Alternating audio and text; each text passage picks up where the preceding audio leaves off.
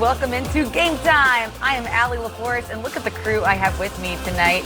I am one lucky girl, Candace Parker, two-time WNBA MVP, and the latest member of Chicago going home. Congratulations, Candace, officially on air from me to you. I'm so excited for you. Thank you so much. And also bringing 18 years of NBA experience, Sam Mitchell. How you doing, Sam? I'm doing good, but congratulations, Candace. It's always nice to go home on your terms. Thank you so much. The Sky are so lucky to have you. All right, 10 games tonight. A lot going on in the NBA this week. We're seeing the East more competitive than ever. The West, we're seeing a little bit of separation. We're going to get you caught up on all the news and all the highlights from the 10 games tonight.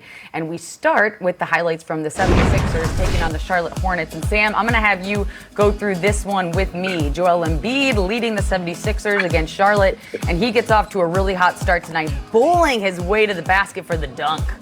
Yeah, Allie, it would be nice if someone would get in front of him, but Joel Embiid is playing at an MVP level. He's doing it all. He's knocking down threes. He's leading the break, and then he's playing good defense. LaMelo Ball with the behind-the-back pass to Miles Bridges for the highlight. Windmill dunk, which is more impressive? Well, I'm going to say the pass. We know Miles Bridges is an unbelievable athlete, but that pass by LaMelo Ball is unbelievable. And I'm telling you what, he's making a believer out of me and a lot of other people. Bridges had 16 points and 8 rebounds. Simmons to Embiid, who hits the three-pointer, working on his three-point game as his career continues. Halftime 64-42. Then Hayward drives in, hits the fadeaway jumper. Your thoughts on his performance this season so far, Sam?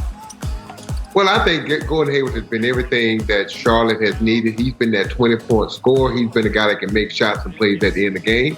But right there, that guy may not can shoot threes, but I tell you what, in transition, Ben Simmons can get to the basket. Yes, he can. Hits another layup, 15 points and 9 assists for him tonight. Then Philly pretty much just put the game away. Tobias Harris drives in, hits the pull-up jumper. Embiid, again, on fire. Tobias has been really impressive over the course of this season so far, and specifically this last week. Yeah, Tobias Harris has been playing lights out, and this Philadelphia team, they're the best team in the Eastern Conference. You know, everybody's talking about that Brooklyn team with those 3 future Hall of Famers. But I tell you what, when you look at Philadelphia and Joel Embiid, they're gonna have to be reckoned with because they play a different brand of basketball than anyone else in the Eastern Conference because of that guy in the middle.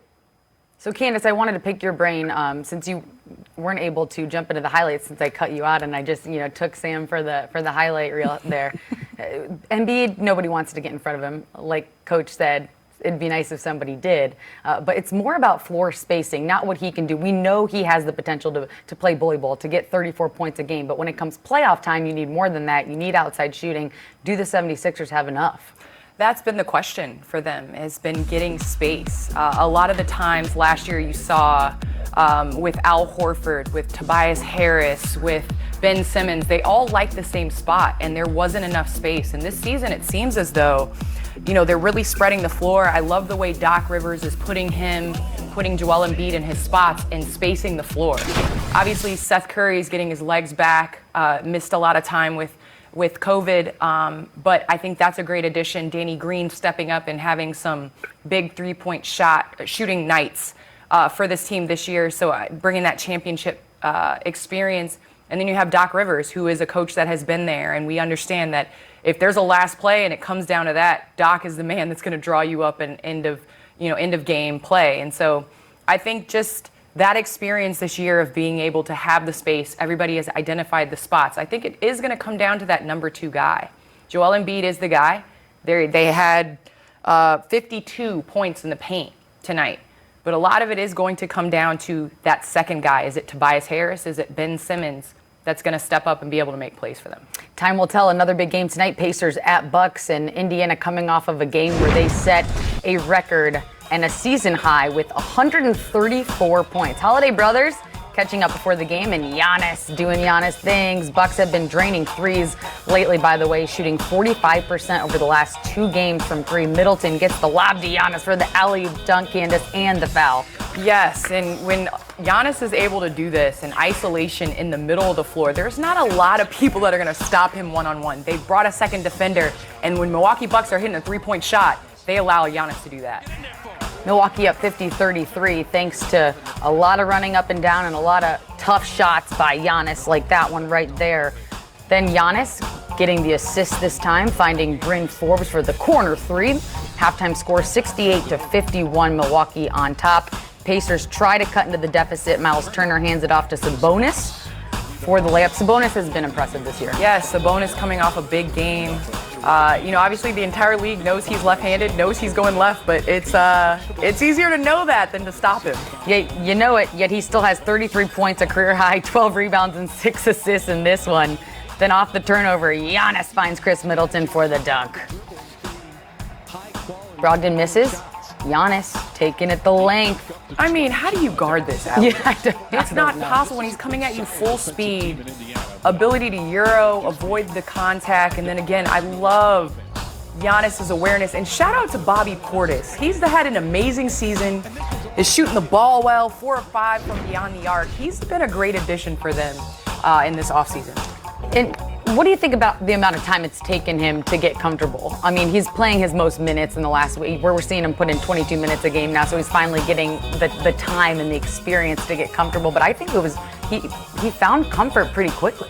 He's found comfort pretty quickly, but honestly, when you're nipping at the bit to get in the game, we saw the way that he played last year with the New York Knicks. We saw the way that it ended in Chicago.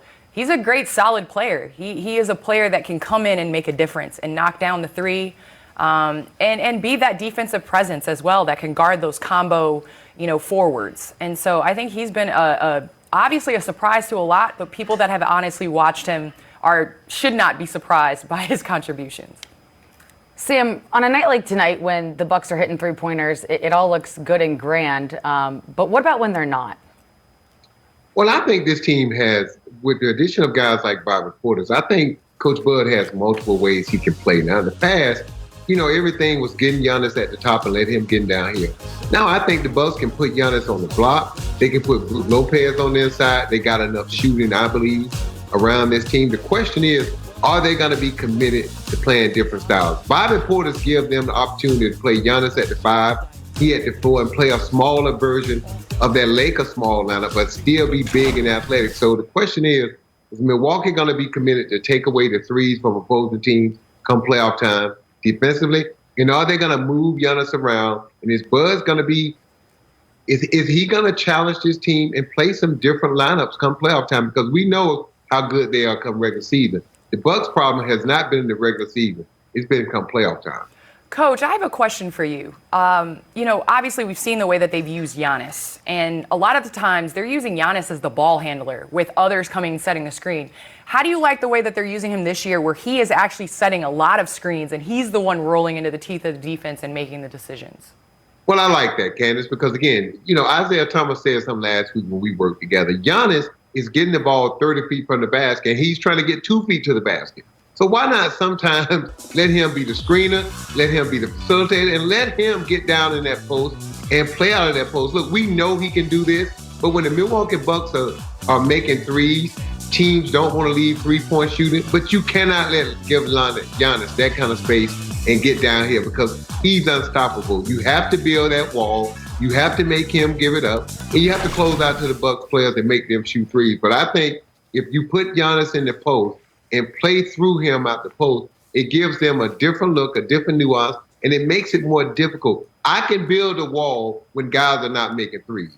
The question is, when they're not making threes, what do you do with Giannis when he's not making jump shots and not able to get downhill? Hey, great thoughts and great questions from both of you. Those were just 2 games. We have 10 tonight, 8 more coming your way. We're here with you until the very end, bringing highlights to you. The Pelicans have lost 2 in a row. They're going to be looking at Zion Williamson to help them get back on track. We'll see if he has enough to make that happen tonight against Phoenix and the Boston Celtics. One of the later games tonight, Jaylen Brown carrying the load, as we've seen him do all this season. More highlights from this game as well.